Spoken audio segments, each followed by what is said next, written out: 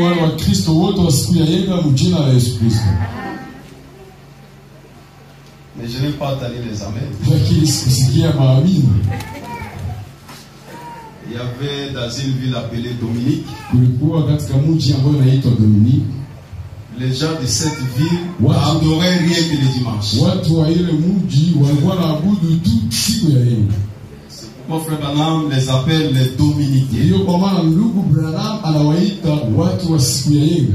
Bon, il faut fournir les efforts. Inaomba kufanya nguvu D'être à l'église tous les jours. Pourquoi kanisani siku yote?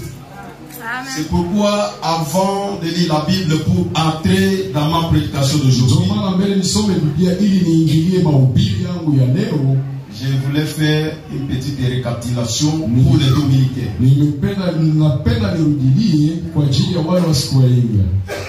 Pendant la semaine, on a parlé sur l'ingratitude envers Dieu.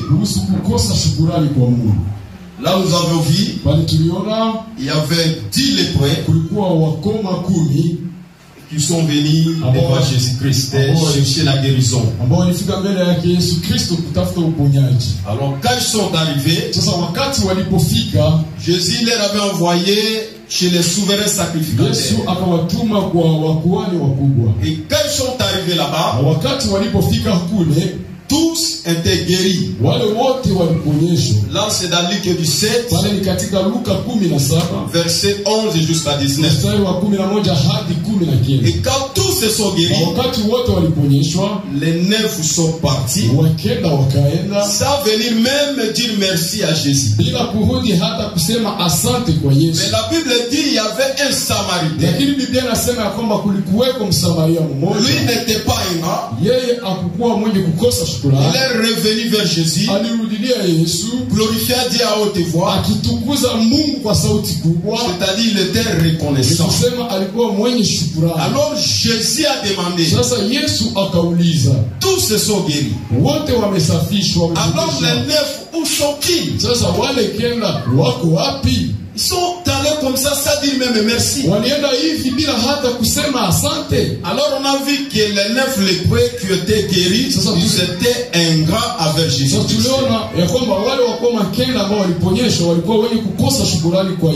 C'est pourquoi nous avons vu qu'aujourd'hui, nous aussi nous sommes les ingrats devant Jésus. Nous avions lu même les prophètes. Dans la prédication, ils sont confiés.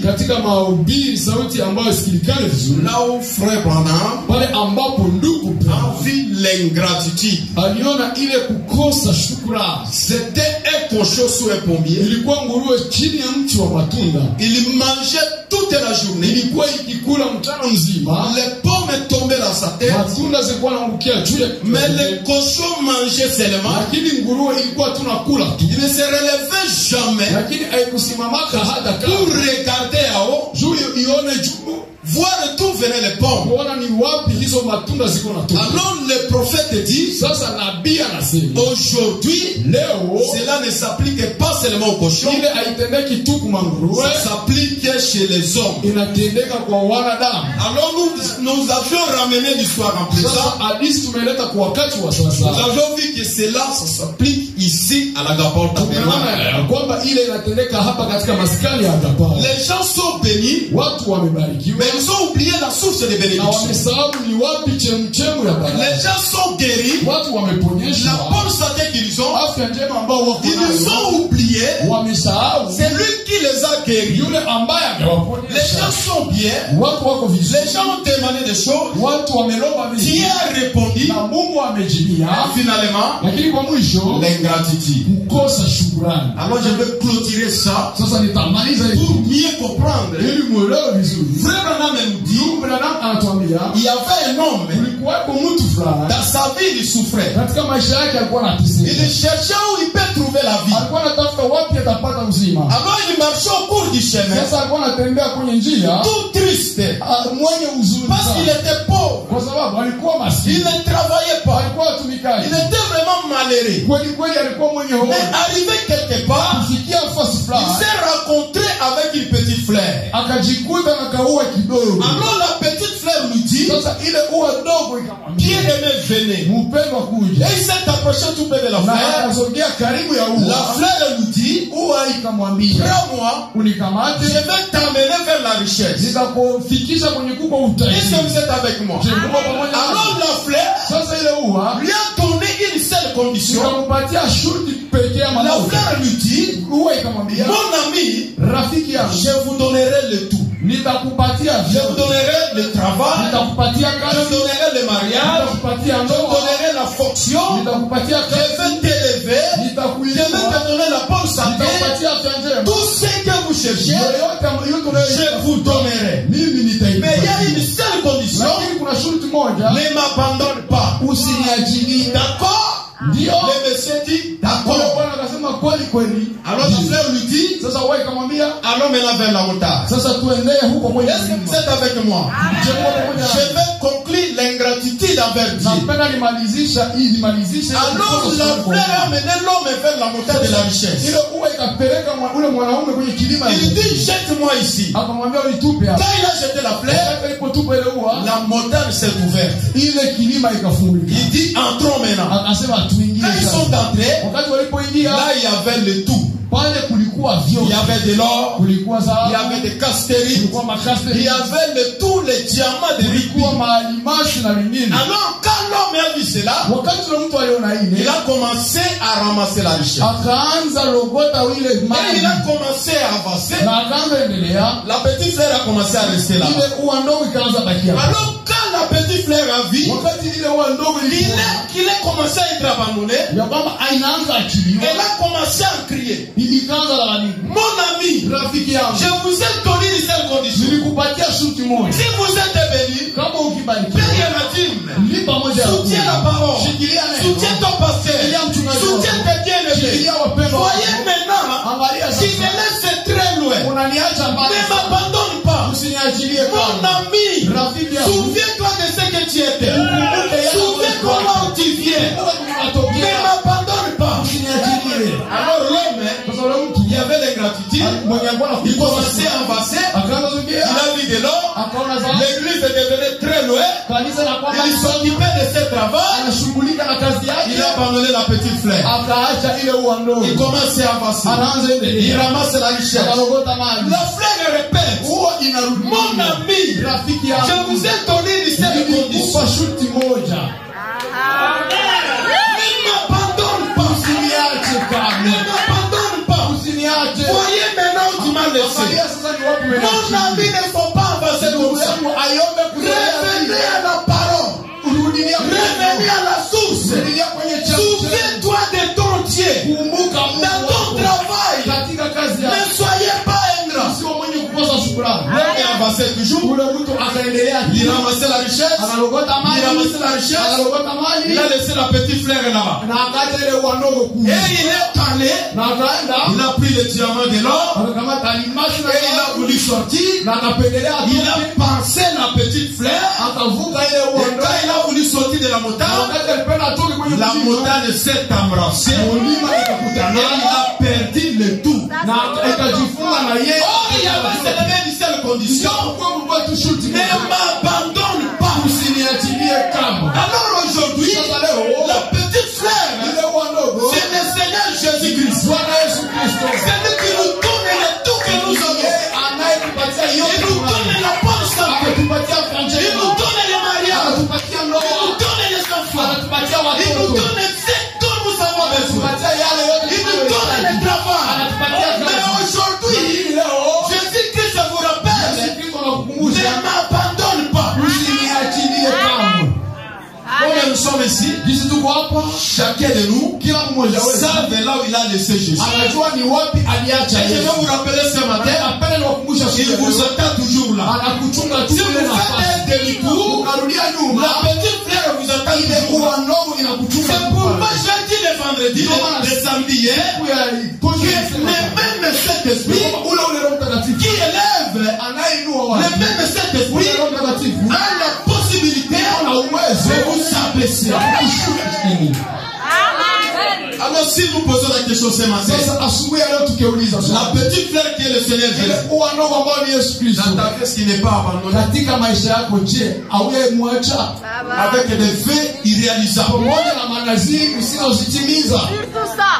vos projets seulement, mais il n'y a pas de projet de Jésus. Quand tu étais chômeur, tu as fait des vessies, Dieu me fait ceci, je ferai ceci. Alors aujourd'hui, tu n'as pas abandonné la petite fleur. Quand tu cherchais le mariage, je vais servir le Seigneur. Alors aujourd'hui, tu n'as pas abandonné la petite fleur. L'ingratitude envers Dieu. Dieu veut que nous soyons reconnaissants, même à des petites choses. Que le Seigneur vous bénisse. Alors hier on a terminé. On a lu dans Agé. Premièrement, d'abord le prophète nous a dit que chaque personne devrait avoir son poste de devoir dans l'église. Ici, le prophète nous montre qu'il n'y a pas de chemin dans la maison de Dieu. Tu devrais avoir un travail. Nous avons lu que mettons Dieu à première place. C'est pourquoi nous avons lu pour le prophète que Dieu cherche quelqu'un sur qui il peut mettre sa confiance. Si il peut déverser ses bénédictions, mais il cherche quel genre de personne. Celui-ci, quand il est béni, il devient petit. Il considère tous ses bien-aimés. Il soutient son église. Il soutient son pasteur. Je vais poser encore la question ce matin. Parce que si vous cherchez Dieu au ciel, la divinité n'est plus au ciel. La divinité d'aujourd'hui sur la terre. Et le prophète dit, l'homme c'est l'agent de Dieu. Quand tu soutiens l'homme, tu soutiens Dieu. Quand tu soutiens ton pasteur, tu soutiens le Dieu tout-puissant. Quand tu soutiens les enfants de Dieu, c'est Dieu que tu soutiens. Je pose encore la question ce soir. Depuis le début de l'année, je ne dis pas le début de mois, d'avril ou de mai, depuis le début de l'année, qui a déjà fait quelque chose pour son pasteur. Dieu bénisse la sœur. Dieu bénisse les frères. Dieu bénisse les frères. Qui a déjà fait quelque chose pour Dieu. Quand vous faites pour ton pasteur, c'est pour Dieu que vous faites. C'est pourquoi je vous dis ce matin, vous marchez chercher la bénédiction par-ci par-là. Or, les bénédictions se trouvent entre tes propres mains. Mais vous ne savez pas comment retirer ça. On retire les bénédictions par la force. Abraham avait retiré les bénédictions par la force. Elohim faisait semblant de passer. Mais Abraham avait la révélation. Il dit parmi ces trois hommes, celui-ci il est différent. Notre pasteur il est différent. Vous savez, le prophète nous a prêché sur la loi de contraste. Si vous avez un bon pasteur, il faut glorifier le Seigneur. Dans la loi de contraste, là où il y a le faux et le bien. C'est pourquoi, tant que tu n'as pas encore rencontré un faux pasteur, qui passe de maison à maison,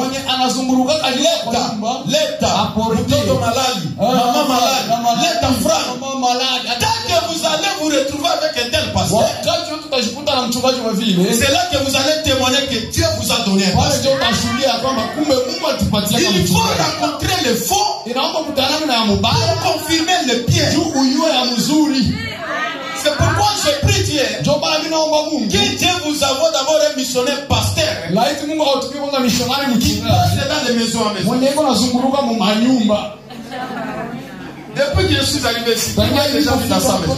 Même chez les pasteurs, j'ai pas.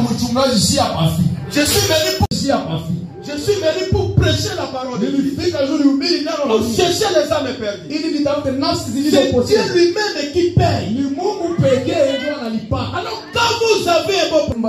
Mais nous laissons la maison de l'Éternel comme ça. C'est le temps de monter dans la montagne. Pour aller transporter les bois. Venir bâtir la maison de l'Éternel. Alors ici, il n'y a pas la place dont nous allons monter dans la montagne. C'est avec le paix que nous avons que nous allons construire avec la maison de Dieu. C'est pourquoi je disais ceci. Aujourd'hui, je vais prier pour l'église. Parce que je vais passer au Rwanda, Burundi. Alors, je disais ceci. Dieu me dit que vous prenez une responsabilité. Comme vous prenez la responsabilité de payer les loyers dans la maison où vous louez. Même pour la scolarisation des enfants. Chacun de nous comme nous sommes ici. Je ne dis pas tout le monde. C'est lui qui connaît que tout ce qu'il est, ça vient de la petite fleur. La bonne santé qu'il a, c'est Jésus qui l'a donné. Même le paix qu'il a, c'est Jésus qui l'a donné. Que chacun, c'est lui qui va avoir la révélation que si je fais quelque chose pour Dieu, ça ne passera pas avec. Par mois, je commence par les 1000 francs. Vous voyez que tout le monde puisse contribuer à la bénédiction de cette construction. Chacun décide le montant dont il sera capable. Si vous avez un stylo là-bas, commencez à écrire cela.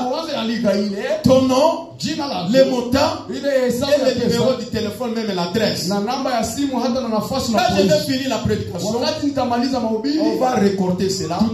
Et ces gens-là vont s'élever. Ils vont passer si je vais prier pour eux. Je disais hier, je pars comme ça. Je vais rentrer encore ici. Vous allez témoigner si le Dieu de Branham est vivant. Si vous êtes poussé à donner les 1000 francs par mois, ça dépend de votre moyen. Si vous décidez de donner les $100 par mois, c'est toujours pour la gloire de l'Éternel. $1000, $20, $2, $3, $5, $50, selon l'inspiration de chacun. Nous avons lu quand j'ai prêché sur l'inspiration spirituelle.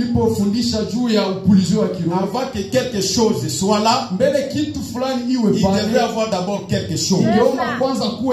C'est pourquoi je vous assure, le peu que vous allez décider de donner ça par mois pour la construction de cette maison, comme c'est la maison de Dieu, vous allez témoigner ce Dieu-là avant même de dédicacer cette église. Que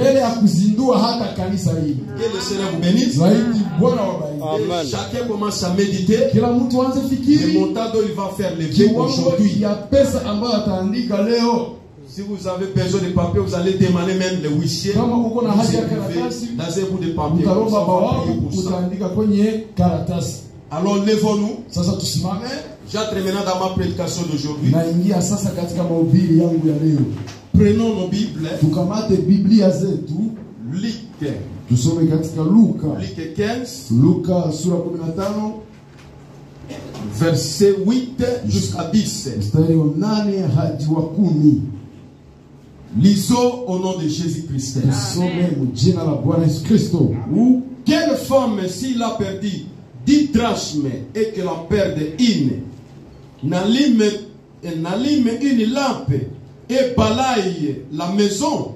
Au mwanamke gani mwenye sarafu 10 akipoteza sarafu moja asijewasha taa na kufagia nyumba na kutafuta kwa bidii hata anaiona? Elle ne cherche avec soin jusqu'à ce qu'elle la trouve. Na kutafuta kwa bidii hata aipate. Lorsqu'elle la trouve, na wakati anapoipata, elle appelle ses amis, anaita rafiki et zake ses voisines, na majirani zake, et dit, na anawaambia, réjouissez-vous avec moi mufurahi pamoja nami quand j'ai trouvé la drachme que j'avais perdue. kwa sababu nimeona sarafu ambao niliipoteza. Et même, je vous le dis, Vile vile ninawaambia, il y a de la joie devant les anges de Dieu kuna furaha katika ya malaika za Mungu pour un seul péché qui se répand. juu ya mwenye dhambi mmoja anayetubu.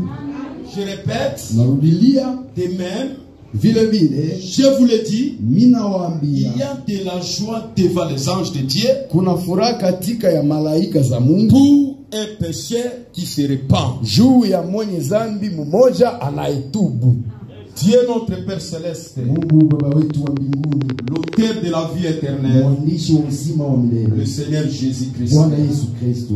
Au commencement, tu étais la parole. Kwa mwanzo ulikuwa neno. C'est la même parole que nous venons de lire ce Ile matin. neno asubuhi ya leo tumesoma. C'est écrit noir sur blanc. Imeandikwa kwenye nyeusi Qui mweupe. suis-je, Père, Mimi niko nani pour se Baba? tenir debout devant ton peuple? Juu nisimame mbele ya kanisa taifa lako. Rien que la grâce qui nous a été donnée à Golgotha. Isipokuwa neema iliyotupewa huko C'est Golgotha. pourquoi je suis debout ici. Ndio maana ninasimama. Mais la hapa. parole que nous venons de lire, Lakini neno tumetoka kusoma pour donner la vie, kwa ajili ya kupana uzima. ça demande toi-même l'auteur de la parole Ninaomba wewe peke mwandishi wa de neno. descendre Ushuki et répéter pour ton peuple. na urudilie kwa ajili ya Parce taifa que lako. tu nous as prédit qu'au temps du Kwa soir, sababu ulituambia kwa l'homme ne wote prêchera jamais l'homme. mtu atahubiri mtu. Le grand enseignant sera le Saint-Esprit Mwalimu lui-même. mkubwa atakuwa Roho Mtakatifu yeye pekee. Presse ton peuple ce soir. Hubiri taifa lako jioni Sonde leo. le cœur. Chunguza mioyo na S'il y a quelque chose de faux, kama kwa kitu cha mbaya révèle-nous ce matin, Père. ukitufunulia asubuhi. Parce qu'il y a de la joie dans le ciel Kwa sababu kuna furaha mbinguni quand un pécheur se répand. wakati mtenda dhambi mmoja Tout esprit impie kila roho chafu qui ne confesse pas ton nom, ambayo ikili neno lako, l'incrédulité, kutokuamini, manque de joie du salut, kukosa furaha ya Mungu, malcompréhension, kuelewa vibaya, au nom de Jésus-Christ, jina la Yesu Kristo, libère cet auditoire. uweke uhuru. Pas dans les réalités. Usiweke katika mahali Réclamons l'option de la Chicago. tunadai kuwa pepo wa Commencez avec nous comme Alpha. anza pamoja nasi kama De Alpha continuer avec nous comme na Emmanuel. uendelee pamoja nasi De kama terminer Emmanuel. avec nous comme Na Omega. umalize pamoja nasi Et kama si nous Omega. t'avons prié dans la foi, Hivi tumeomba kwa imani. au nom de Jésus-Christ. Jina la Yesu Kristo. Amen. Asseyez-vous. Keti. Alors ce matin, Sasa asubuhi ya leo ma prédication c'est mahubiri yangu ni l'inventaire. kuhesabia ama hesabu. Je ne sais pas si c'est comme ça qu'on écrit. Sijue kama ni vile ndio wanaandikaka. Alors moi je ne sais pas. Sasa mimi sijue Parce que je n'ai pas eu vraiment la chance d'étudier. kwa sababu mimi sikupata bahati ya kusoma. J'ai commencé Nilianza à travailler pour l'Éternel à l'âge de 12 ans. nilianza tumikia Bwana kwa umri wa 12. Mais Dieu m'a donné quand même la chance d'avoir un Lakini certificat. Mungu alipatia bahati ya kupata cheti ya Je somo n'ai pas la msingi. vraiment fréquenté l'école secondaire. Lakini sikusoma secondaire. Mais à l'aide du message, on peut faire ce qu'on peut faire. Lakini kwa msaada wa ujumbe mtu anaweza fanya lingine. L'inventaire. Kuhesabia. Kuhesabu. Kufanya hesabu. Kuhesabu. Qui font le commerce ici? Wanani wanafanya hapo uchuuzi? Ok. Et ils vont mieux comprendre l'inventaire. Wao wataelewa vizuri hesabu.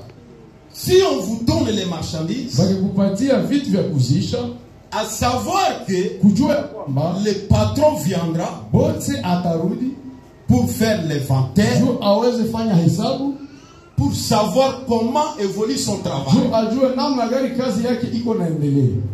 Mais l'inventaire que nous parlons ce matin, Hivi hesabu yetu kuna sema asubuhi ya leo c'est l'inventaire de nos vies ni hesabu ya maisha zetu vis-à-vis de la parole. kulingana na neno. Nous venons de lire la Bible. Kusoma Il y Biblia, avait un homme, kulikuwaka mtu il a voyagé. alisafiri. Et quand il a voyagé, Wakati aliposafiri il a donné à sa femme akapatia 10 drachmes. akapatia mke wake sarafu 10. Il dit, garde ça très bien. Anasema usichunge vema. Moi je voyage. Mimi nasafiri. Quand je viendrai, wakati nitarudia, je vais trouver le tout entre tes mains. Napenda nikutane yote mumikono zako. Et quand cet homme a voyagé, wakati ule mtu alisafiri, sa femme ici, mke wake hapa, elle a perdu une. Akapoteza moja. Alors la femme a dit, sasa mwanamke akasema, si mon mari retourne, mume wangu akarudia, s'il ne trouve pas les 10, kama akutane hizi 10, c'est maman. Ni kifo yangu. Alors écoutez maintenant cette femme. Sasa tumusikilize yule mwanamke. Elle était prudente. Alikuwa mwenye amwangalie. Et frère Branham me dit, quand on parle d'une femme, wakati wanasema kuhusu mwanamke, la femme représente une église. Mwanamke anawakilisha kanisa. Cette femme, ule mwanamke, quand elle a constaté qu'elle a perdu une, wakati aligundua amepoteza moja, elle dit, akasema, je vais le chercher, nitaitafuta pour que quand mon mari viendra, wakati mume wangu atarudia, il trouve le tout entre mes mains. Akutane zote mumikono. Alors cette femme a pris les balais. Sasa ule mwanamke akakamata, elle a commencé à balayer la chambre. Naye akaanza fiagia chumba. Avec assurance. Pamoja na uhakika. Pour chercher les drachmes perdus. Atafute sarafu iliyopotea. Elle est sortie au salon. Akaenda kwenye salon. Elle a balayé tous les coins de la maison. Akafiagia kona zote. Jusqu'à ce qu'elle a trouvé la drachme perdue. Mpaka alipopata ile sarafu. Et quand elle a trouvé cela, wakati alipoipata, elle était dans la joie. Akakuwa ndani ya furaha. Parce qu'elle savait elle est taillard. Kwa sababu alikuwa elle a appelé ses voisins. Akaita marafiki yake. Elle dit venez fêter avec moi. Akasema muje Parce msherehekee. que je suis dans la joie. J'ai perdu la grande chose. Mais maintenant je l'ai trouvée. C'est pourquoi je suis dans la joie. Quand on parle d'une femme, c'est l'église. Jésus-Christ, il est parti alienda dans la gloire. Kule katika utukufu. Et il nous a donné la promesse. Akatupatia ahadi. Il va revenir pour l'enlèvement. Kwamba atarudia kwa ajili ya unyakuzi. Alors il nous a laissé la parole de Dieu. Akatuachia neno la Mungu. Et cette parole c'est entre tes mains. Ile neno ni katika mikono yako. Vous allez faire l'inventaire. Utafanya hesabu. La parole du Seigneur Jésus. Neno la Bwana Yesu. Qui est dans ta vie. Ambayo iko katika maisha yako. Est-ce que vous vivez ça correctement? Je unaishi le neno. Si l'enlèvement peut être lié aujourd'hui. Est-ce que vous serez parti ou pas? Ou soit ce matin, vous allez faire comme cette femme. Quand elle a compris qu'elle a perdu une, elle a cherché cela avec assurance. Elle a regardé sa vie. Elle a dit qu'est-ce qui ne va pas? Qu'est-ce qui manque dans ta vie? J'ai des problèmes avec qui? J'ai les dettes avec qui? Parce que si même la mort me trouve aujourd'hui, où sera mon âme? C'est ça l'inventaire que nous faisons. L'inventaire de nos vies. Depuis que tu as cru ce message, est-ce que tu gardes les messages honorables? Parce que frère Branham me dit, gardons les messages honorables. Mais ne sont aucune salité. Toucher ces messages. Ce matin, à commencer par moi-même, à commencer sur la chair, que toute l'église fasse l'inventaire. La vie que je mène vis-à-vis de la parole, est-ce que c'est conforme? Depuis que j'ai cru à ce message, où est-ce que je suis tombé? Qu'est-ce qui ne va pas dans ma vie? Peut-être aujourd'hui, peut-être la dernière fois, pour écouter cette parole. Ce qui va arriver le soir, ce qui va arriver demain, c'est Dieu seul qui connaît. Aujourd'hui c'est pour toi, demain c'est pour Jésus. C'est aujourd'hui votre occasion de faire l'inventaire dans ta vie. Je lis le prophète dans la prédication. Comment puis-je vaincre? Prêché en 1963. Paragraphe 35. Le prophète nous dit ceci. Bon, pendant que nous étudions ceci, c'est le but que je poursuis pour ceci. Ce n'est pas seulement de venir ici pour pour avoir communion avec les gens. Aujourd'hui, les gens prennent la parole de Dieu comme une coutume. Ils voient que je vais aller à l'église le mercredi, le vendredi, je vais m'asseoir sur un banc, je vais occuper la première place. Le prophète nous dit, cela ne suffit pas. Vous venez à l'église chaque jour, mais vous deviez examiner ta vie vis-à-vis de la parole. La vie que je mène, c'est conforme à la parole.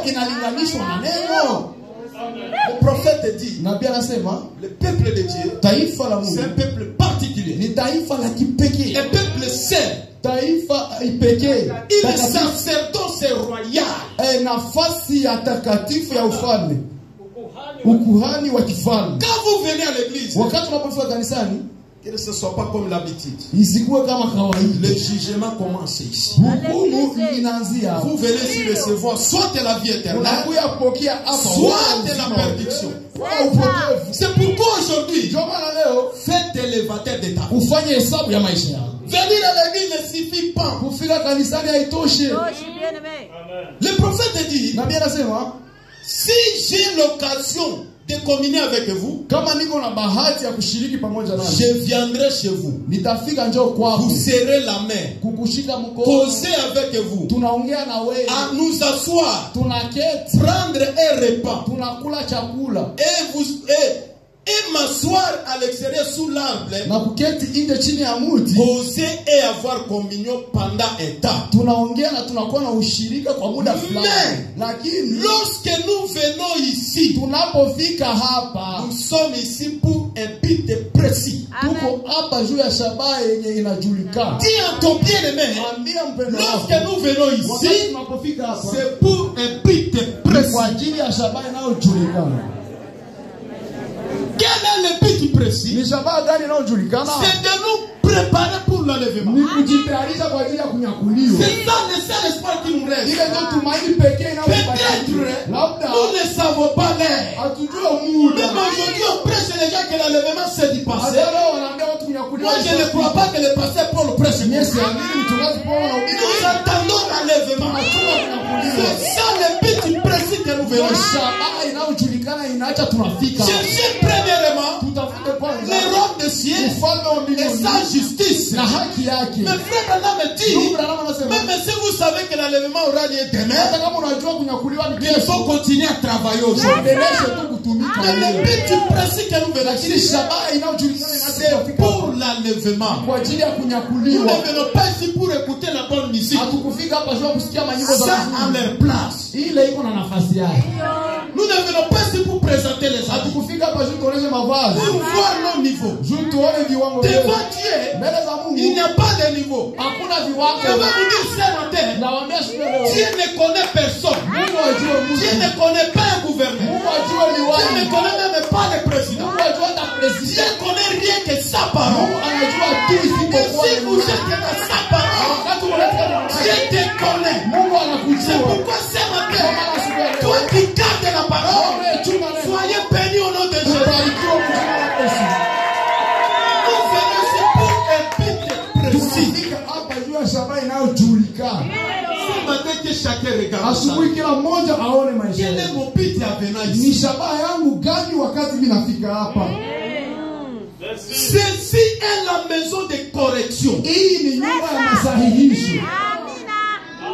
Quand vous venez ici, ici c'est la maison de correction. Un prophète disait, Seigneur Jésus, en venant devant toi, sonde-moi. Si tu vois quelque chose de mal à moi, dis-moi pour que j'arrange ces choses. Ça peut être ta prière, Seigneur. Que Seigneur Jésus, sonde ma vie. Parle-moi à travers la prédication.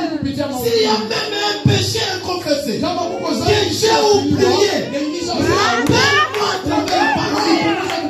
Parce que le temps n'est plus là. Amen. Alors, chose est grave. Sasa kitu cha Les gens viennent à l'église aujourd'hui. watu wanafika kanisani leo, On prêche, le pasteur prêche. mhubiri na Mais mchungaji il ne dit pas le pasteur en Anoubiri tout. anasema ici le pasteur Il connaît mes problèmes. C'est pourquoi il me prêche.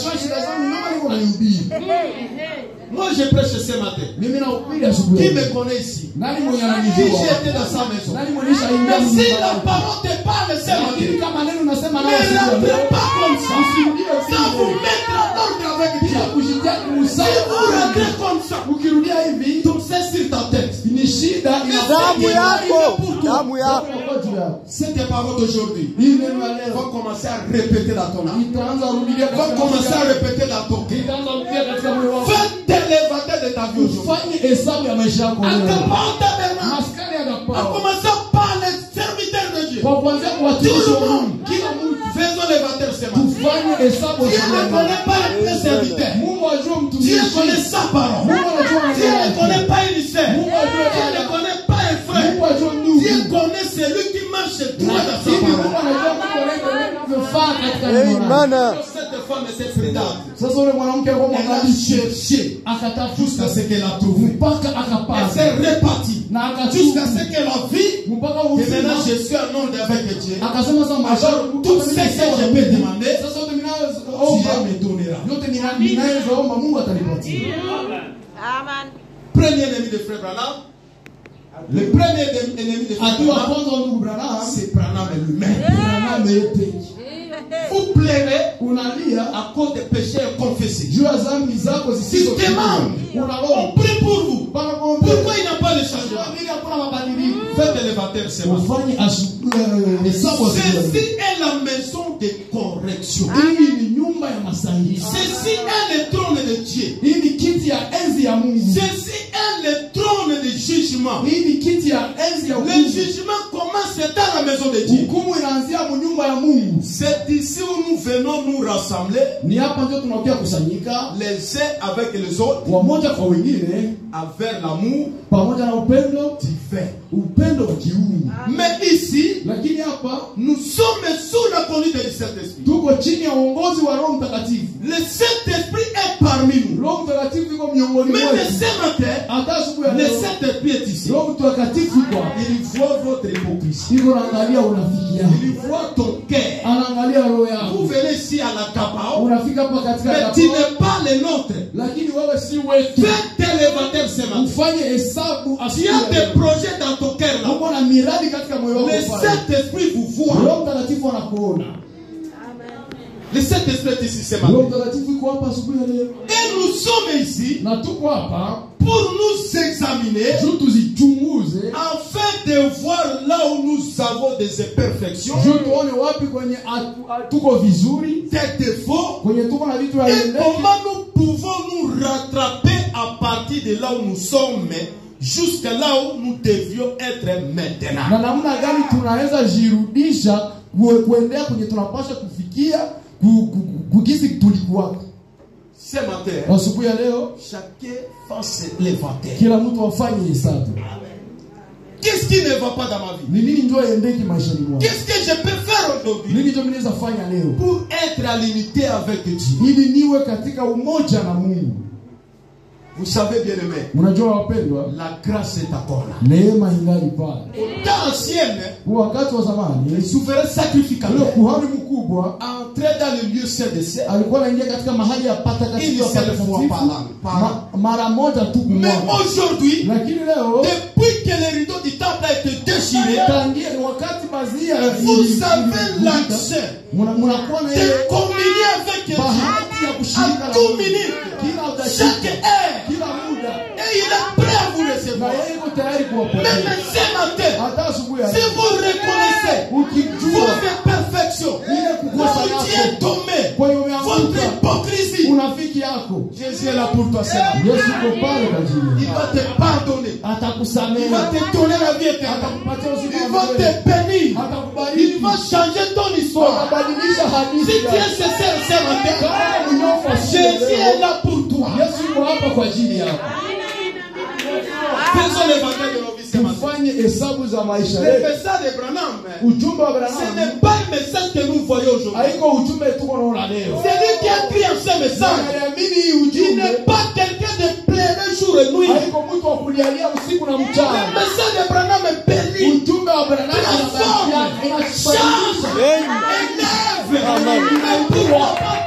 Sasa ujumbe nini hapana wewe?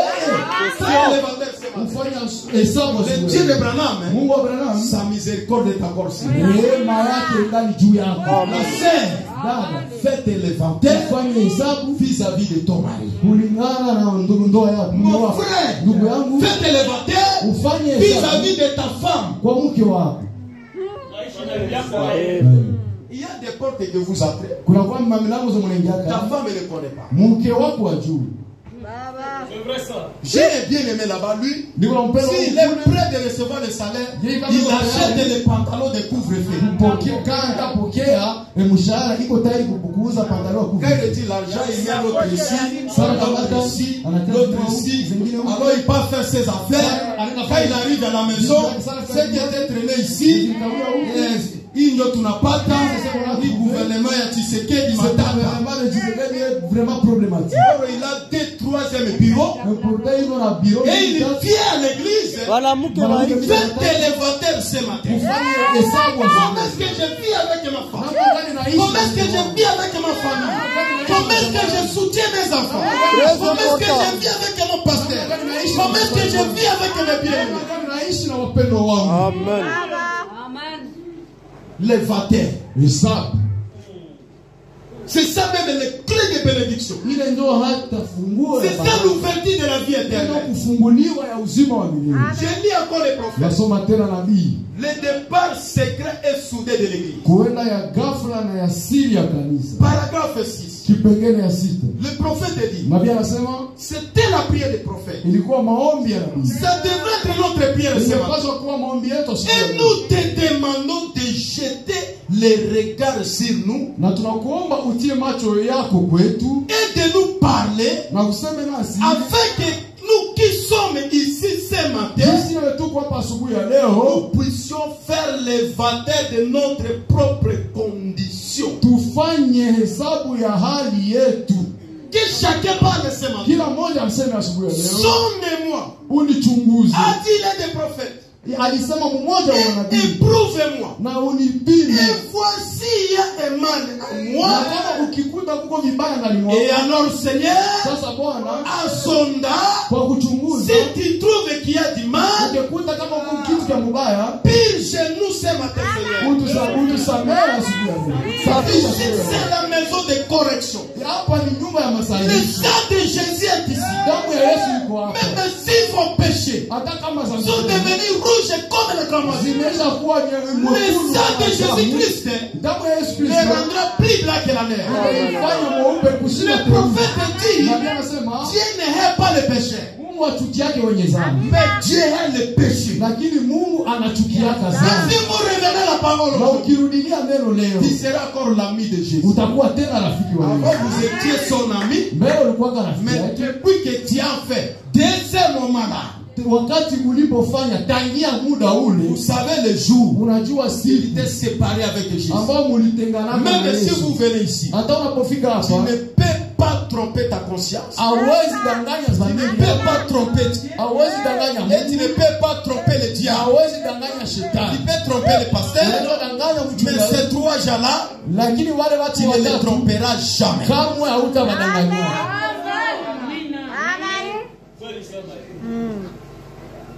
L'éventaire. Et de telles prédications, les gens dorment même à l'église. Les gens ne disent pas Amen. C'est ça la prédication de dire Amen. Nous cherchons les bénédictions par-ci par-là. Quand on prêche la bénédiction, les gens disent Amen. Or la Bible dit, cherchez premièrement les royaumes des cieux et sa justice. Maintenant toutes choses, le mariage, le travail, l'élévation est dedans. Ce matin, tu devrais dire, Seigneur, sonde-moi. Montre-moi là j'ai des défauts. Tu connais même ce que tu as fait. Vous voyez l'évangélisation. On ne fait pas ça avec la prostitution. Je vais éclaircir ça très bien. Tu parles là dehors. Là, je parle aux frères et aux sœurs. Tu prends une prostituée, tu l'amènes à l'église, venez dans notre église, quand on va prêcher, qui va recevoir les baptêmes, tu vas lever les mains, tu seras baptisé, et nous serions mariés. Tu prépares à faire ça. Ou soit tu as déjà fait ça. Tu as trompé le pasteur. Tu as réussi. Je vais vous demander ce matin. Si tu prends le chien, tu achètes même les habits. Tu l'as fait habiller. Tu prends même les parfums. Tu mets sur le chien. Il va devenir une personne. Il restera toujours chien.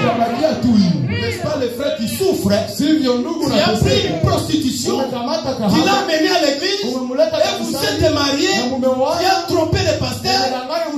Où va ta vie aujourd'hui? Faisons l'éventaire ce matin. À Kisangani, il y avait un frère qui a fait comme ça. Ils ont commencé à donner les enfants les infirmes. Il y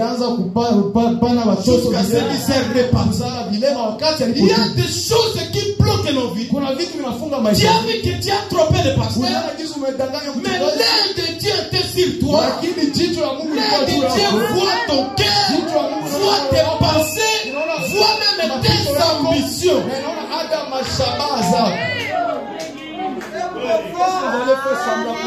Dieu t'a fait semblant pour Jésus. Semblant pour ton pasteur. C'est toi qui as le besoin d'aller dans l'enlèvement. C'est toi qui as besoin de Jésus pour secourir ta vie. Mais vous êtes hypocrite vis-à-vis de Jésus. Faites l'éventaire. Et je vous dis ce matin, à Kapam Tabernacle, si vous faites l'éventaire ce matin, c'est la délivrance pour cette église. Vous serez amis de Dieu. Dieu va agir avec toi TikTok. Si vous remarquez même bien, vous avez des dons à toi, mais il n'a pas de tuer. Pourquoi ces dons dorment? Faites de l'éventaire ce matin. C'est toi qui dansais en esprit. C'est toi qui disais amen à la parole. C'est toi-même qui soutenais les pasteurs. C'est toi qui soutenais cette église. C'est toi qui soutenais les enfants de Dieu. Où est parti ces dons-là? La conscience vous parle.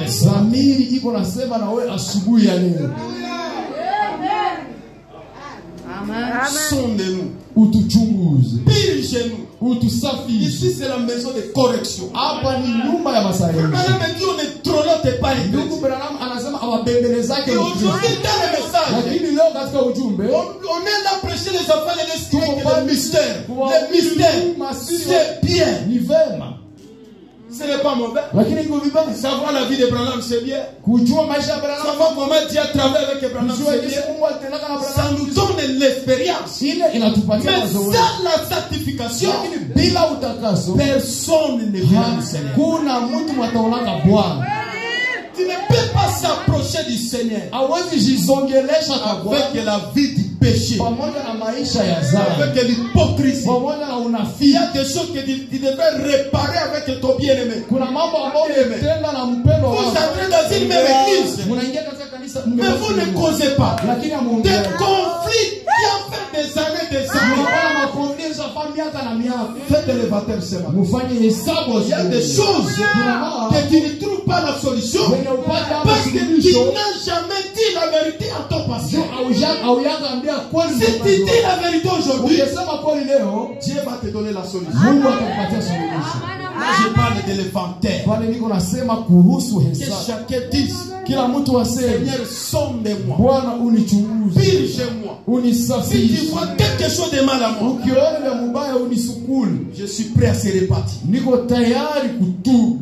Et ta vie va changer. Na maisha yako itabadilika. C'est Dieu qui vous parle ce matin. Ni Mungu ndiye anasema nawe asubuhi ya leo. Le prophète dit. Nabii anasema Toujours dans le départ. katika tuma ubiri kuondoka. Secret soudain de l'église. Ya ghafla na ya siri ya kanisa. Paragraphe 19. Kipengele ya 19. Le prophète dit. Nabii anasema Les gens vivent aujourd'hui. Watu wanaishi leo comme si juste avant la venue du Seigneur Jésus. Sagisi tu kabla kuja kwa Yesu Kristo iwe. Il allait envoyer une cohorte d'anges à tous les journaux que pendant environ une année, on annoncerait cela dans les journaux à travers le monde entier, disant à telle date Jésus viendra. Watu wanaishi sagisi viko na chunga, iko sagisi mu majournaux. Wanaandika hadithi ya kusema Yesu atakuyaga na malaika wa kisha mwaka mmoja. Kisha mwaka mmoja. À telle date, Jésus viendra. Et que cela serait diffusé à la radio et à la télévision partout. En indiquant les jours précis et l'heure exacte où il viendra. Maintenant, c'est ainsi que les gens vivent aujourd'hui. Ton problème est là. Tu as qu'à arranger ça quel jour? Tu as qu'à confesser quel jour? Ce qui va arriver même le soir. Est-ce que vous connaissez? C'est le moment de faire l'inventaire. Dieu parle dans ton cœur. La manière dont vous avancez, arrêtez d'abord. Retournez à la croix. Faites l'inventaire. Depuis que j'ai écrit le message, pourquoi ma vie ne change pas? Pourquoi la maladie est curable? Pourquoi?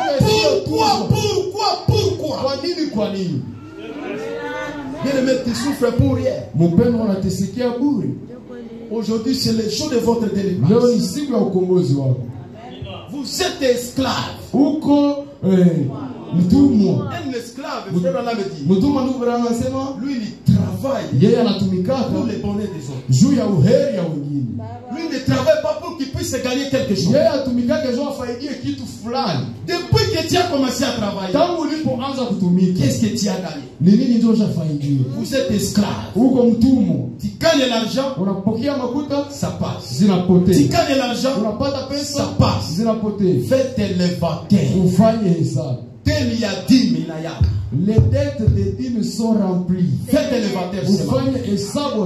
Des faits irréalisables. Si l'enlèvement vient, que ça vous trouve avec des faits irréalisables, avec les dettes des dîmes, il ne sera jamais parti. Faisons l'inventaire. Aujourd'hui, je voulais vous prêcher des choses de terre à terre, mais qui sont des choses capitales dans ta vie. Et si tu mets ta vie à propre, vous allez témoigner la gloire du Seigneur. Ce sont les péchés inconfessés qui bloquent ta vie. La jalousie, la haine. Tu ne veux pas voir quelqu'un avancer. Change aujourd'hui. Faites l'éventaire.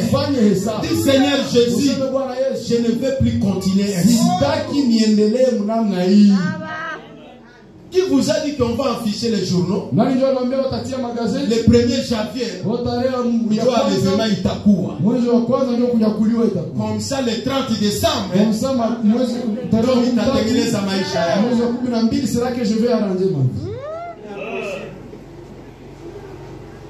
je lis le prophète. Là, je parle sur l'inventaire. Je parle l'inventaire. L'amnésie spirituelle. Prêché en 1964, paragraphe 21. Le prophète dit, Dieu appela son église et la sépara du monde dans ce but-là. Leur donna une loi, et ces lois-là, elles devraient être 7. ingepaswa kuwa takatifu. Il dit, Anasema je suis saint, mimi ni mtakatifu, et vous devez être saint. nani vile vile mnapaswa kuwa watakatifu. Et sans la Na sanctification, bila utakaso nul ne peut voir le Seigneur. hakuna mtu mwenye anaweza ona Bwana. C'est Dieu lui-même qui l'a dit. Ni Mungu pekee ndiye aliyesema, Et il appela son peuple na akaita taifa lake pour qu'il soit ce genre de peuple. ili taifa lake iwe aina ile taifa. Mais il avait oublié cela. Lakini taifa hilo lilisahau ile Il kitu. avait oublié ses lois. Walisahau sheria yake, Il avait oublié leur moralité. walisahau adabu yao. Les femmes dans les rues, Wanawake mabarabarani, les Israélites, Waisraeli, chacun s'attendre à devenir à devenir avoir le Saint-Esprit kila mmoja anazunguzelea kupata Roho Mtakatifu pour enfanter le Messie. jua za azayo Tout Masia, ça comportait de cette manière. bakijikamata mnamna ile. Leur comportement était en frais. Tabia zao zilikuwa zibaya, uchafu, Le comportement en frais. tabia chafu. Nous savons les lois que Dieu nous a Sisi données. tunajua sheria ambayo Mungu alitupatia C'est d'être sociable avec tout le monde. ni kuwa warafiki na kila mmoja. Tempérament colérique. Unakuwa na hali ya kasirani, Faites l'éventaire ce matin. ufanye hesabu asubuhi ya Ce leo. n'est pas toi, Haiko wewe, c'est le diable qui agit. lakini ni shetani anayetenda ndani Le mwako. prophète dit, Nabii anasema le peuple de la Gabon tabernacle taifa ya maskani ya a Paulo oublié leur loi. imeisha sababu sheria. Quelle est la loi? Ni sheria C'est gani? être saint Ni kuwa comme mtakatifu. Jésus-Christ est un saint. Jinsi Yesu Kristo naye mtakatifu. Le prophète dit, Nabii anasema nous sommes tuko les épîtres écrites tuko mabarua zinazoandikwa et lues de tout le monde. na zinasomeka na kila mtu. Quand vous passez, Wakati tunapita, les gens lisent dans ton dos, watu wanasoma mgongoni mwako, cette sœur, huyu dada elle est ceci. iko hivi. Et le prophète dit encore, Nabii anasema tena nos voix, nos vies maisha zetu parlent très fort zinasema de sana plus que nos voix. kushinda hata sauti zetu. Frère, si vous êtes mauvais, Ndugu, kama uko mubaya, on va témoigner toujours de vos mauvais actes. watashuhudia tu matendo zako zibaya. Aujourd'hui, nous voulons que Leo tunapenda ya kwamba la parole neno quitte la Bible, itoke kwenye quitte Biblia, les brochures, itoke kwenye makao puisse devenir corps. na igeuke mwili. Quand vous marchez, c'est la parole qui Sasa marche. unatembea, inakuwa neno ambalo unatembea. Quel est votre comportement? Ni nini ndio tabia Quels yako? sont vos témoignages dans la ville? Ushuhuda zako ni gani katika Vos mji? témoignages ici dans l'église. Ushuhuda zako hapa Est-ce que kanisani. ton pasteur peut te témoigner? Je, mchungaji wako anaweza Parce que kushuhudia? nos vies parlent très Kwa fort. sababu maisha zetu zinasema C'est plus que sana nos voix. kushinda hata sauti tunazo. La semaine passée, Juma iliyopita il y avait un soi-disant pasteur kulikuwa mwenye anashinda mchungaji, qui pouvait prêcher au rocher chez le pasteur Kabou. angepaswa ubiri pale kuroshe kwa maskani ya Alors Mungu. quand j'avais eu cette histoire, Sasa nilipata ile hadithi que c'est le bien-aimé là qui va prêcher ya là-bas, kwamba yule mpendwa ndio atahubiri je pale. suis allé voir le pasteur Kabou. Nikaenda kuona Je mchungaji lui dis, ne lui donne pas la chair. nikamwambia usimpatie C'est un mipaka. enfant qui rit. Huyu ni Et maintenant, mrugaruga. il est dormi chez moi. Alilala Je kwangu. connais ces témoignages. Mimi najua ushuhuda J'ai wake. donné des précisions. Nikapana J'ai dit au pasteur mahakikisho. Kabou, Nikamwambia si vous voulez, appelez-lui ici. kama unapenda umwite Je hapa. vais parler devant lui. Nitasema hii mambo mbele yake. Et il est venu là-bas. Na nilikuya hapa J'ai dit, pasteur, ne lui donne pas la chair. nikamwambia Il mchungaji est ceci, ceci, ceci. Malgré il prêche la parole. iko hiki na hiki Bien aimé, je dis vrai ou faux. Nikasema ndugu ni kweli Il ama? bat tes neema. Akasema que je trouve la grâce. Pasteur Kabou m'a dit, il n'y a pas la place. Mchungaji Kabunga akasema hapa hakuna nafasi. Là, je vous dis que Bwana nawaambia kwamba ta vie parle très fort. maisha yako sema sana C'est plus que ta voix. kushinda hata Comme sauti je yako. prêche ici, Sasa hizi kuna ubiri ma hapa. voix se limite quelque part. Sauti yangu inaishia Mais ma nafasi fulani. vie, Lakini maisha parle à yangu Kinshasa, inasema kwa parle à Kinshasa, Kisangani, inasema parle à Kisangani, Bunia, inasema parle Bunia, de ici à Goma. inasema na hapa Goma. Ta vie parle partout où vous Maisha passez. yako inasema popote Alors unapofika. faites l'éventaire Sasa Sébastien. asubuhi leo ufanye Qu'est-ce hesabu. que les gens parlent de toi? Nini ndio watu wanasema kunihusu? Qu'est-ce que les voisins parlent de Nini toi? ndio majirani wanasema Qu'est-ce kunihusu? que ton pasteur témoigne de toi? Nini ndio mchungaji wako Qu'est-ce anakushuhudia? que tes bien-aimés te témoignent? Nini ndio wapendwa wako wanashuhudia? Qu'est-ce que les serviteurs de Dieu te Nini ndio témoignent? watumishi wa Mungu wanakushuhudia? Faites l'éventaire ce matin. Mfanye hesabu asubuhi ya leo. Nos vies devraient être une vie différentes. Maisha zetu zingepaswa kuwa maisha ziko tofauti. Mais aujourd'hui, Lakini leo pour faire la différence una pale ya kufanya tofauti. avec une seule message, Ufanye tofauti na avec kama les ujumbe. seul pentecôtistes, Na wale Pentecoste ça devient difficile. inakuwa kitu iko ngumu. Mais nous, quand nous étions les petits, quand vraiment on connaissait ces messages, Sisi wakati tulikuwa wadogo, wakati tulikuwa tunajua quand tu ujumbe, te rencontres avec une sœur, wakati tunakutana na dada, c'est le seul message. unasema huyu ni dada wa ujumbe. Alors aujourd'hui, Sasa leo, qu'est-ce que alors les frères? sasa ndugu wanasema Marcher avec les brochures ne suffit pas. kutembea na mabroshura haitoshi. Voulons que ce qu'on a écrit dans ces brochures-là Ile ambayo devienne votre vie. igeuke maisha yako. Aujourd'hui, dans le message, Leo katika ujumbe, frère, nous on a fait longtemps dans les ndugu messages. zetu tunakawia sana mujumbe. Moi, Miaka 14 ndani ya ujumbe. 14 Utacheza na dans les mimi. messages. Nous tunaangalia kwa message hivi. Personne comme ça dans le message. Alors pour les prédicateurs, nous on a prêché. Ça fait longtemps. À cela 50 ans. Je suis dans le ministère. Niko katika Mais huduma. faites quand même les fatales de Lakini haizuru ile ufanye Faites pour hesabu. prêcher. Hata kuhubiri. Le prophète dit Nabii anasema les dons zawadi et les appels, na mawito c'est ça se répartit. ziko bila majuto. Les bien-aimés qu'on a chassé au rocher là. Ule mpendo mwa Si je prêche ici, tout le monde est par terre. akihubiri hapa kila mtu Mais atamuka elle est chini. biblique. Lakini Mungu Depuis qu'il était comme je suis ici, il commençait à récupérer les numéros de serre. alikuwa anakamata Donne-moi les namba za numéros. wadada. Qu'est-ce que j'ai retiré son numéro ici? Nani ndio mwanisha kwa namba yake hapa? Même les frères. Hata Qui? ndugu nani? À part les frères Timothée. Isipokuwa tu ndugu Timotheo.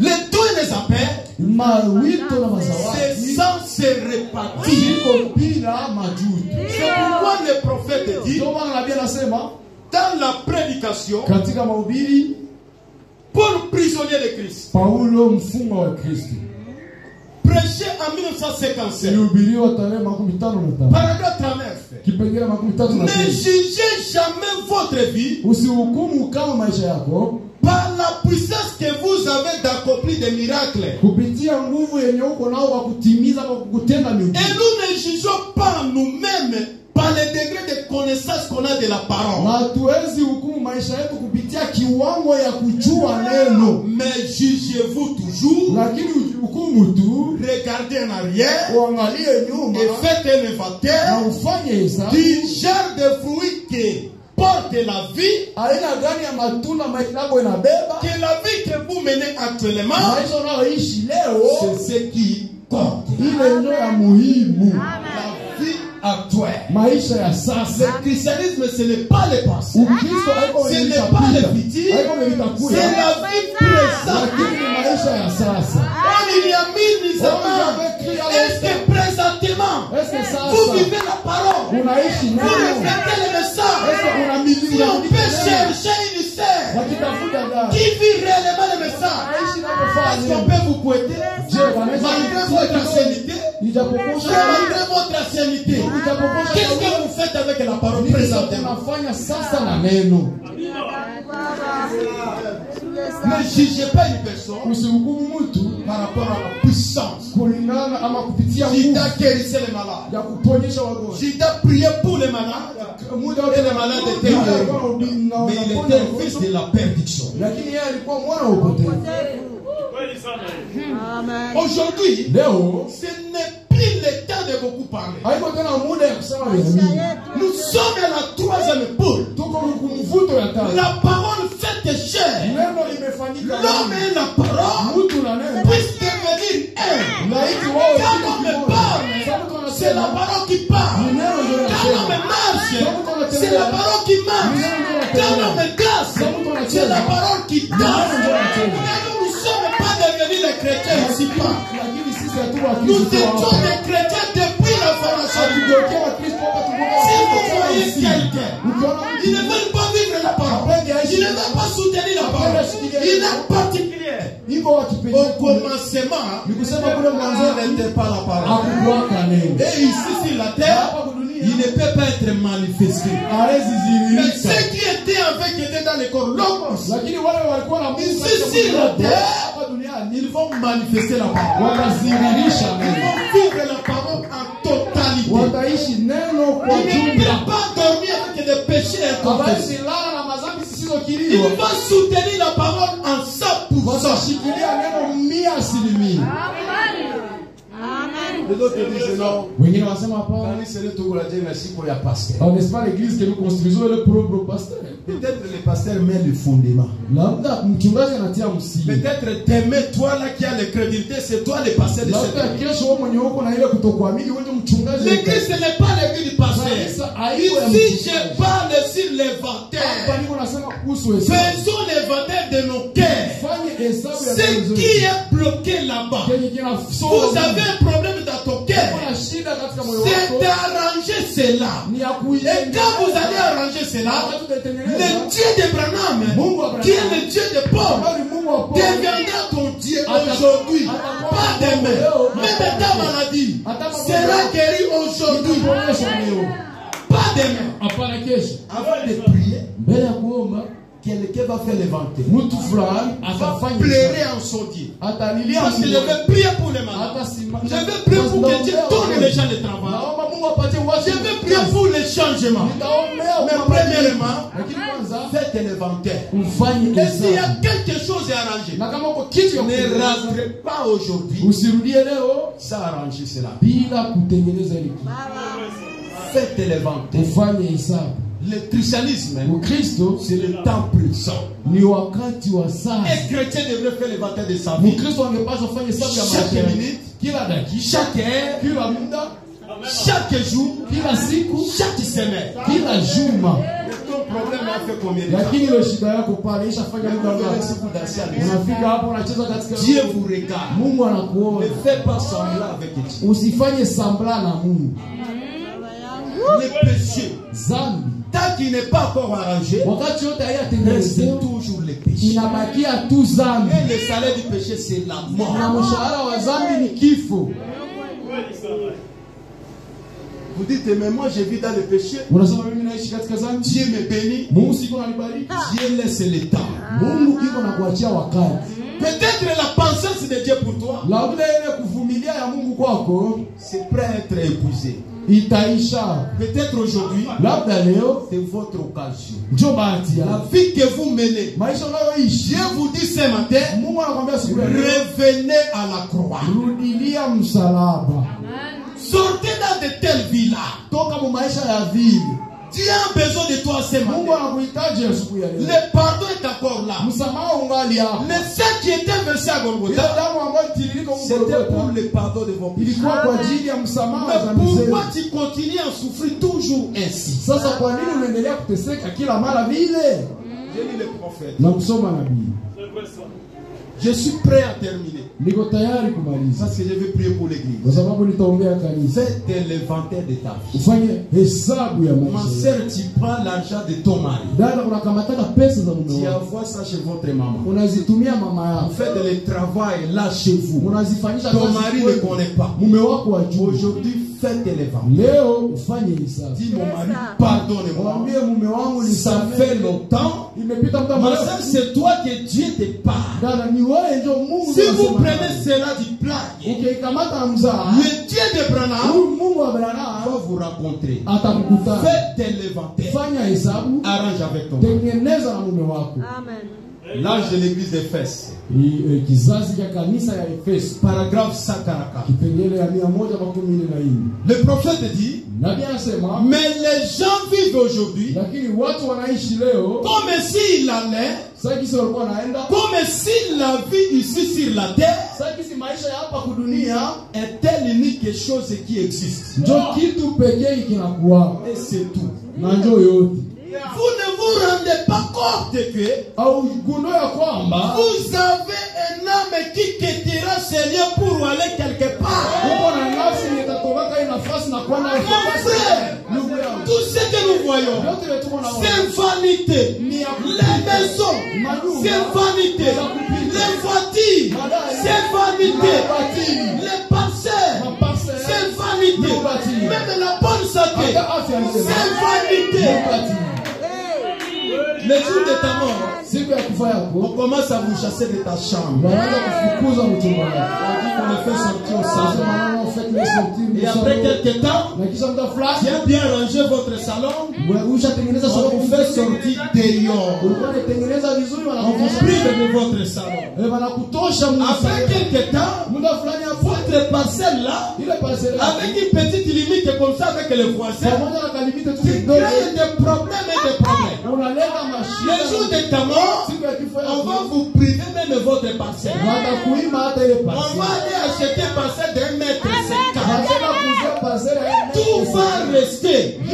Bien aimé, faites l'éventaire de ta vie. La vie que nous vivons, c'est temporairement. Il y a l'âme qui va partir quelque part. Alors cette âme-là, s'il devait mettre ça propre tout le temps, le travail passera, le mariage passera, les maisons resteront, tout resteront. Mais la parole de Dieu, la même parole que vous vivez, la même parole que vous soutenez, c'est la même parole qui va vous défendre l'éternel. Faites l'éventaire de ta vie, c'est que chacun fait l'éventaire ce matin. Que la vie que je vis, ça pensera. Le corps ici, il va pourrir. Mais Jésus-Christ, même la tombe, même le jour du jugement, il sera toujours avec toi. C'est pourquoi, à quoi sert bien-aimé? Gagner toutes choses, gagner le mariage, gagner le travail, gagner le succès, et que ton âme ait souffrir. Il y a un ciel à gagner, il y a une affaire à éviter. Faites l'éventaire de ta vie ce matin. La grâce du Seigneur est encore sur toi. Le prophète dit, et vous scellez votre destination ici même par la manière dont vous vivez et la façon dont vous vous comportez. Scellez votre destination ici sur la terre. Et comme nous sommes ici, ce n'est pas moi qui vous dirai que tu n'iras pas là. Ta conscience est comme vous êtes là. Vous dites ce matin que moi. Et la conscience n'est pas laissée. Le prophète dit, vous scellez votre destination éternelle à la manière dont vous vous comportez. Là, c'est posez-vous la question. Je me comporte comment? Est-ce que moi j'obéis à la parole? Est-ce que je vis réellement la parole? Est-ce que je demeure derrière la parole? Est-ce que je respecte mon pasteur? Est-ce que je suis fidèle à ce message? Le prophète dit, vous gardez Rakine. Et vous êtes méchant. Et tout. Et ensuite, vous courez à l'église. Le prophète dit, oh, miséricorde, ôtez à vous. Vous avez le problème avec ton pied. Vous avez le problème avec les voix. Vous avez des péchés inconfessés. Vous avez quelque chose que tu as fait. Que Dieu n'est pas content avec toi. Mais vous courez à l'église. Vous chantez. Vous sautez. Vous dites Alléluia. Vous dites Amen à la parole. Le prophète dit miséricorde. Ôtez à vous. Faisons l'éventaire ce matin. Le Dieu d'Abraham est ici ce matin. Sa miséricorde est ici ce matin. D'accord, ma soeur. Ne t'enlève pas des mains. C'est l'état d'arranger ta vie. C'est l'état de faire l'inventaire. Si vous ratez comme ça, la voix te dit, ne rentrez pas comme ça. Arrange ta vie. Si vous avez un problème avec ton bien, arrange avec elle. Si vous avez des problèmes avec les pasteurs, en ce qui concerne ta vie spirituelle, il ne faut pas rentrer sans arranger cela. Nous, selon notre destinée éternelle, par rapport à la vie que nous menons ici sur la terre. Alors posez-vous la question. Moi je mène quelle vie? Est-ce que la vie que je mène, ça fait plaire à Dieu? Si l'enlèvement aura lieu aujourd'hui, est-ce que je vais partir? Si je meurs aujourd'hui, quel sera mon sort? Tout ce que nous voyons, c'est vanité. Cherchez premièrement les royaumes des cieux et sa justice, parce que le ciel et la terre passeront, la terre ne passera jamais. Faisons l'inventaire ce matin. Levons-nous. Les temps un peu d'éposition, rien si qu'un intimable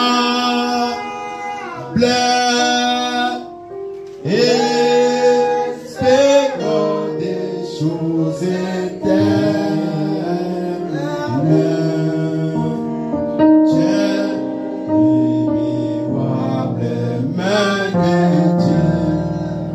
Oh oui, mon frère, tiens, immuable Dieu.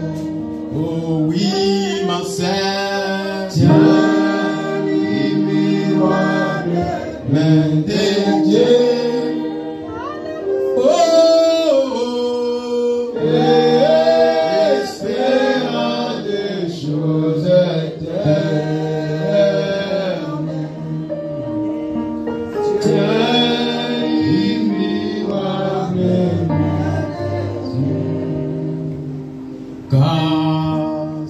S'achèvera la gloire, aïe, si tu étais fidèle à Dieu, alléluia, mon âme est dans la gloire, tout vers ton libre des mains.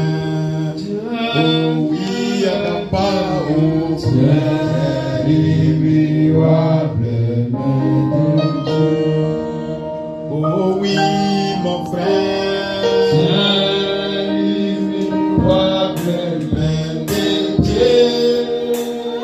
oh,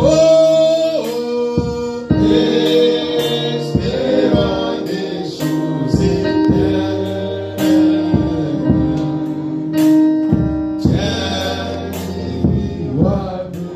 Jusqu'à quand, Seigneur, et que cette parole s'achève à moi. Jusqu'à quand, Seigneur, jusqu'à quand, Seigneur, oh, cette parole s'achève à moi. Jusqu'à quand?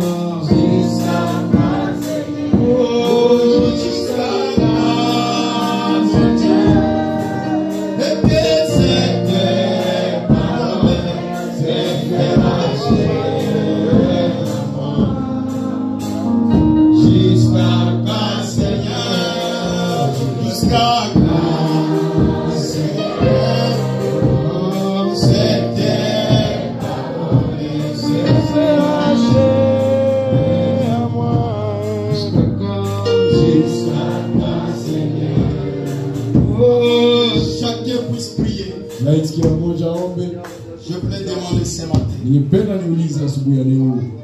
Tu as écouté la parole. Tu as fait l'inventaire de ta vie. Ta vie ne marchait pas. Vous voulez donner ça, ta vie à Jésus-Christ ce matin.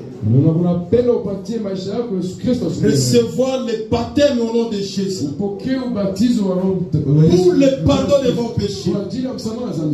Devenir une créature nouvelle. La grâce est encore là. Lève la main. Ce matin, vous serez baptisés. Dieu bénisse les frères. Lève la main. Dieu bénisse la sœur. Ceux qui veulent recevoir les baptêmes, qui passent ici devant.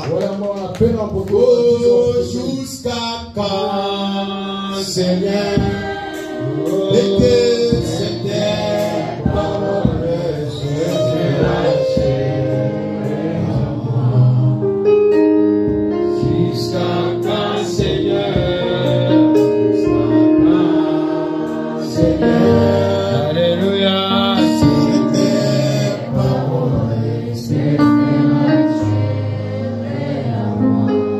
Tu n'as jamais été baptisé au nom de Jésus. Vous voulez recevoir le baptême.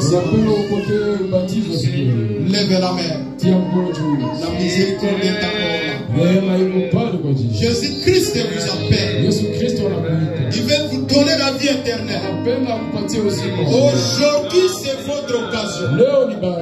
Si vous rentrez comme ça, sans recevoir Jésus dans ta vie, ton sein sur ta tête. Est-ce qu'il y a un homme du Seigneur ce matin qui veut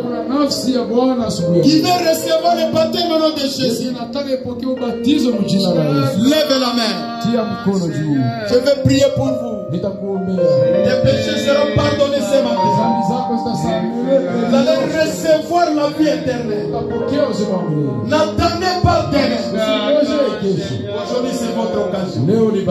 Si tu as honte de Dieu, le dernier jour, il aura aussi honte de toi. Je vais clôturer pour l'appel à notaire.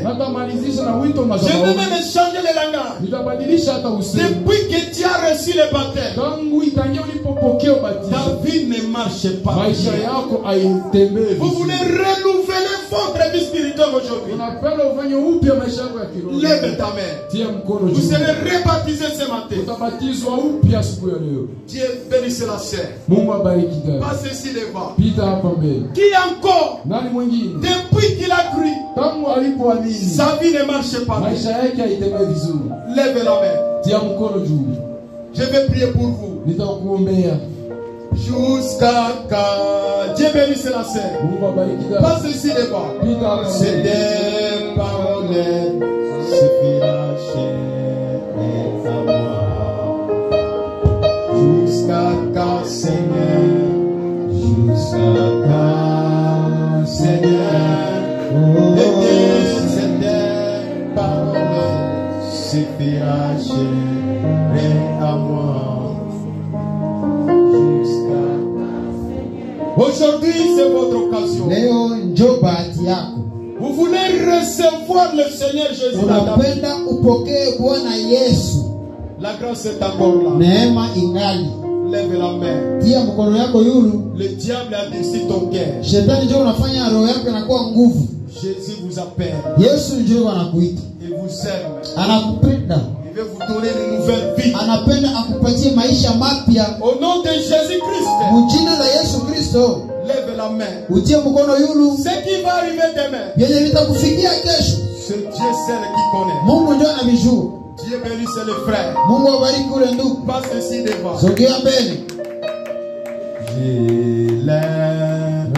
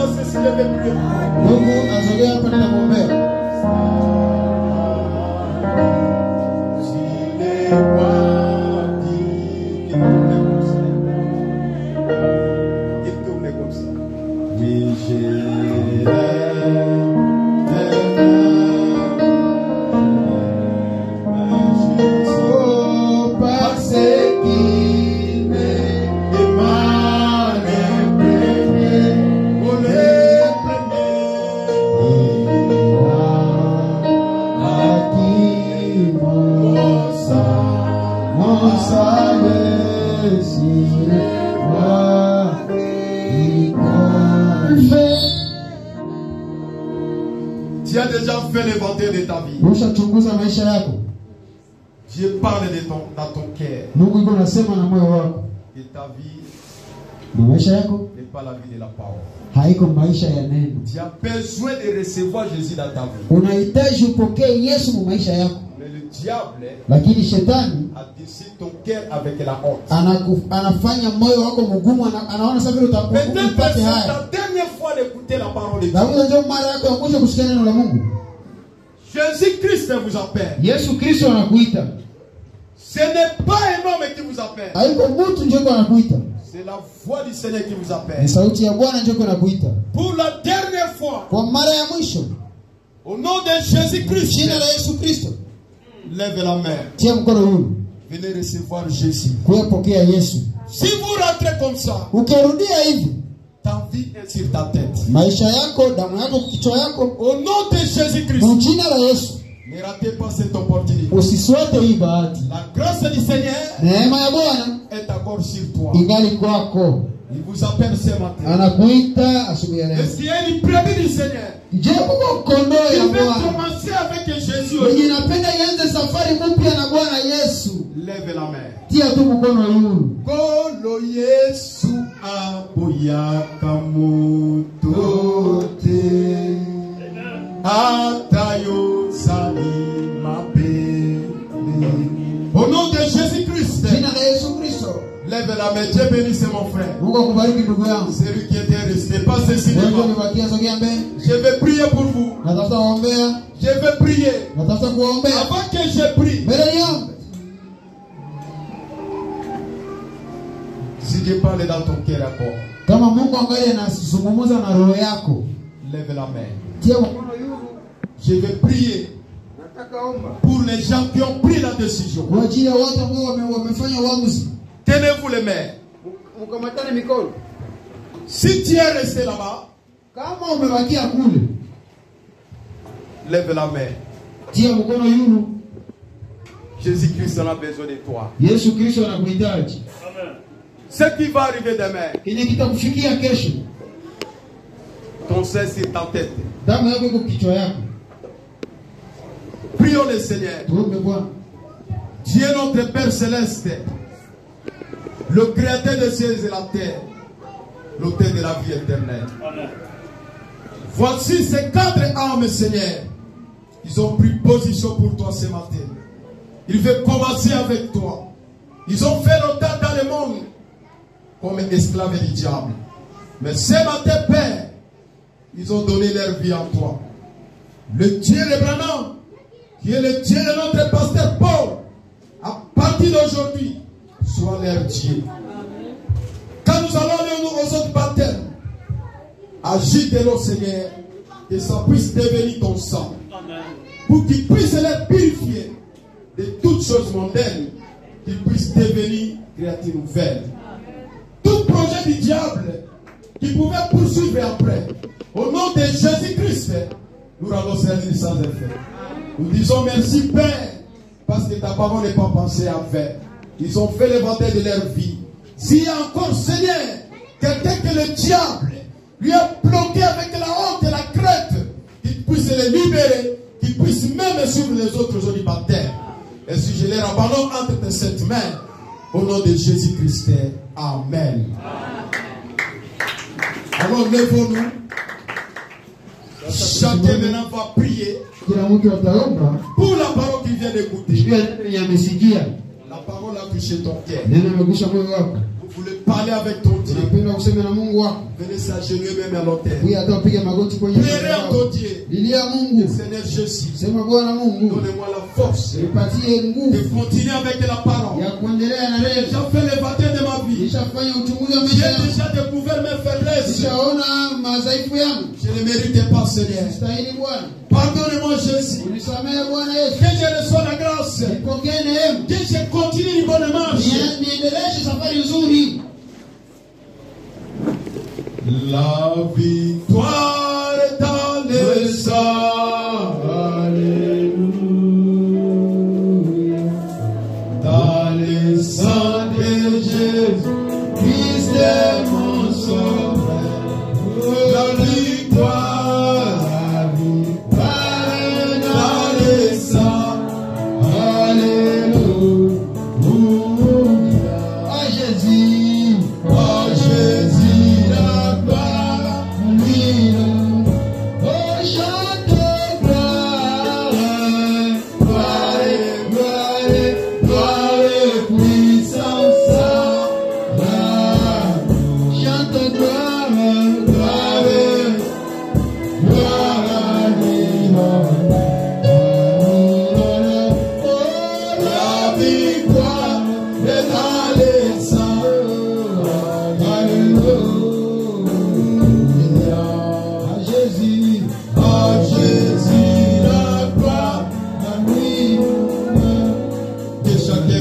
perpétuer.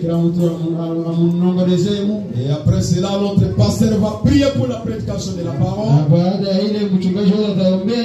Demandez pardon pour la vie de ses brebis.